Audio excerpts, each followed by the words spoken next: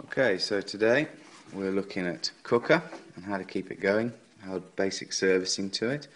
The tools we're using are a little wooden swizzle stick from, actually that's a cut down McDonald's tea stirrer, and just a humble old paintbrush. Now, if you've only got a hob, don't worry, basically just look at the start of this and ignore the bits involving oven and grill, etc. Right, so first point, take off the tops of your hob. Now do this one at a time because they're all different sizes and it's easier to get them correct if you do it just one at a time.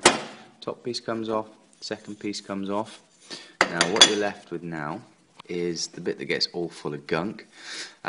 You've got your jet in the centre here, a sort of a seating ring here.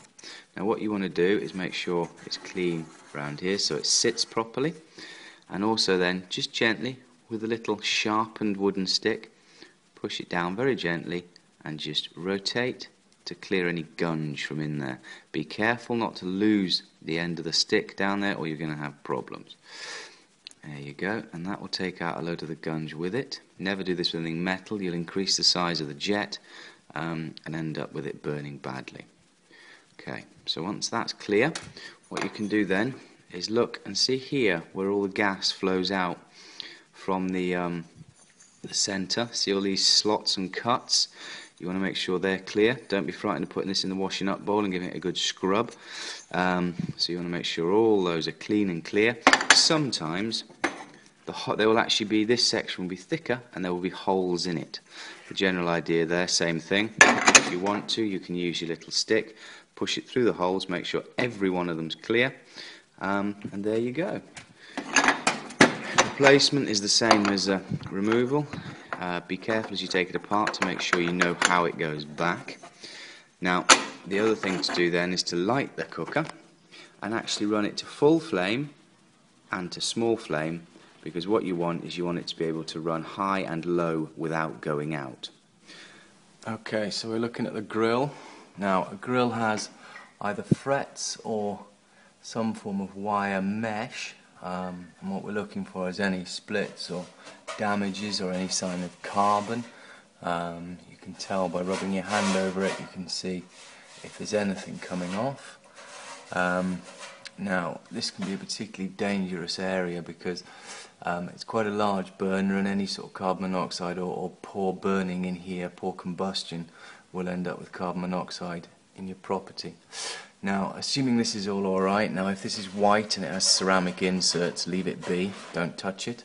But if you've got food debris stuck in here, you can brush it out, things like that. Now, if you end up with yellow burning or you know, a poor woolly flame, you can also look at the injector, which is around the back. Now, you see here how the gas pipe runs up.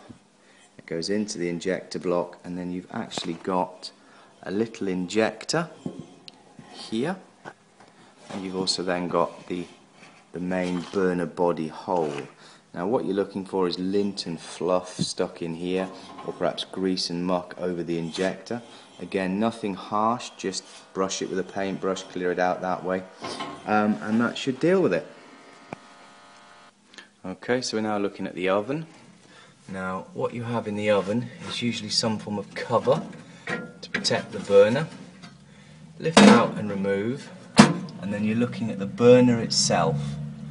Now, what you're looking for is food debris stuck actually on the frets themselves, on the burner jets. Check for debris there, brush out if necessary, and then other than that, underneath you have the actual jet itself. So you see here where the hole is, you can actually see where the jet goes in and the primary air is. So there you can actually see whether you've got lint and dust, etc. stuck in there. Again, brush that out.